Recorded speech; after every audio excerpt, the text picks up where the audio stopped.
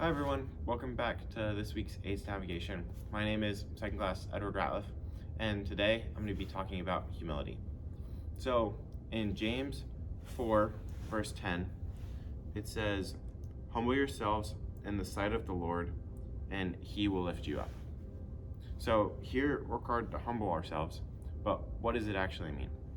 Carl Crabtree has this nice definition of humbling ourselves that says, accepting where you stand before a righteous God.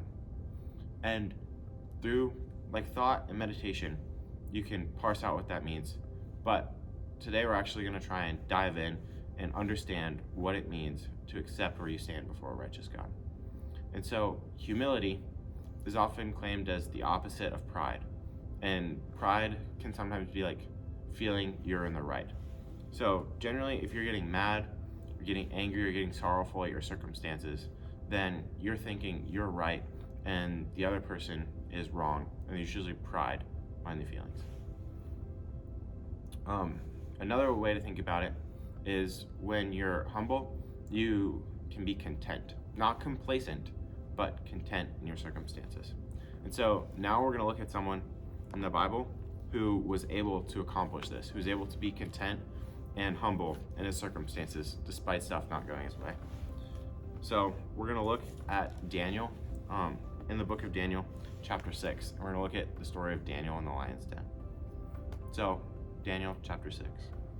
It pleased Darius to set over the kingdom 120 satraps to be over the whole kingdom, and over these 3 governors, of whom Daniel was one, that the satraps might give account to them, so that the king would suffer no loss.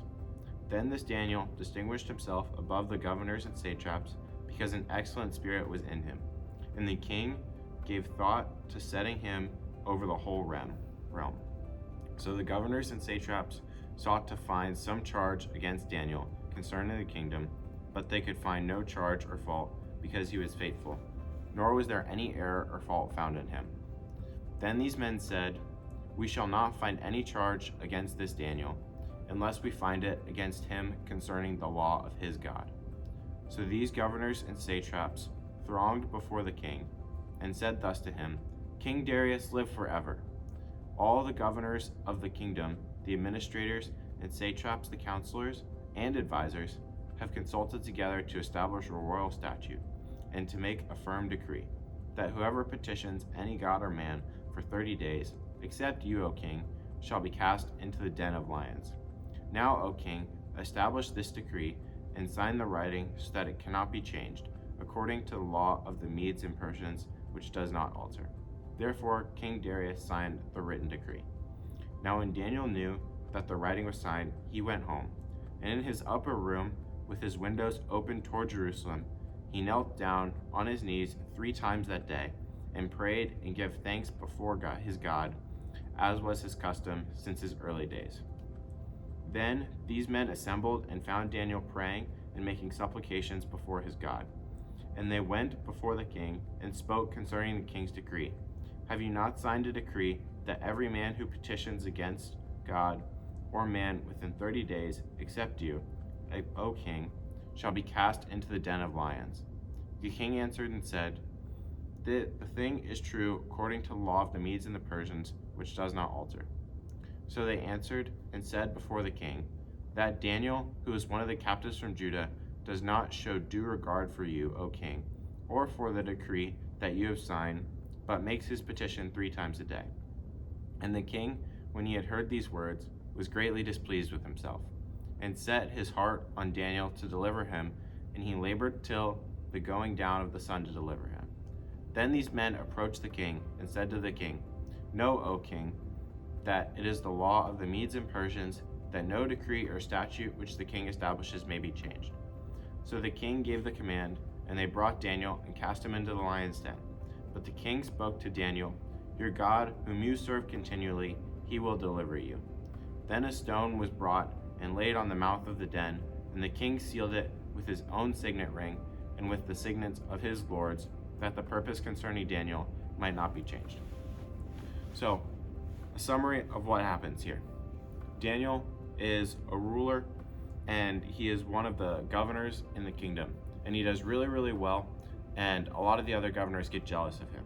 So they try and find fault with him, and they find fault by accusing him of praying to someone that is not the king and showing worship to someone who is not the king, after making up this faulty law with King Darius.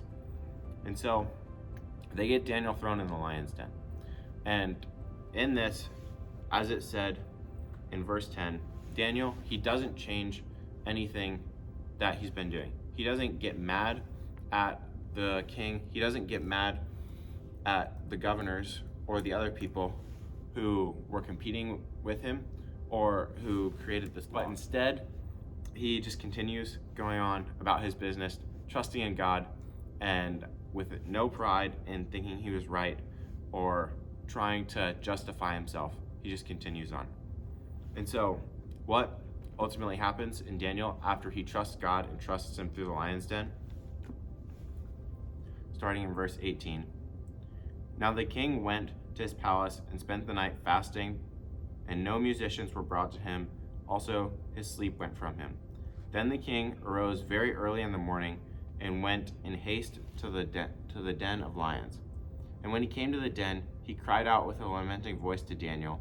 The king spoke, saying, Daniel, servant of the living God, has your God, whom you serve continually, been able to deliver you from lions? Then Daniel said to the king, O king, live forever. My God sent his angel and shut the mouths so that they have not hurt me, because I was found innocent before him, and also, O king, I have done no wrongs before you.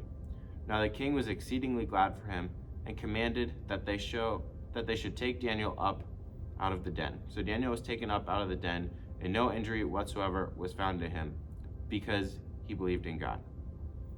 Now if we skip ahead just a little bit more, King Darius writes, I make a decree that in every dominion of my kingdom men must tremble and fear before the God of Daniel, for he is the living God and steadfast forever. His kingdom is the one which shall not be destroyed, and his dominion shall endure forever.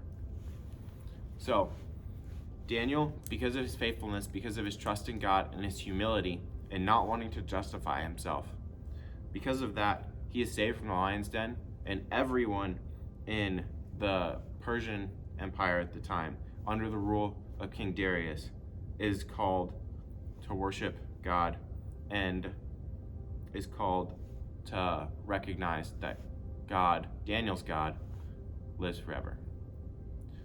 So, what are the key takeaways in summary from what we can learn here from Daniel? Is that we are called to humble ourselves before God, to get rid of thinking of our pride and thinking of ourselves more highly than we ought to in terms of justifying ourselves in situations, and that God always wins in the end. And that might not be today, and that might not even be in this world, but God ultimately always wins. Thank you, and I'll see you next time.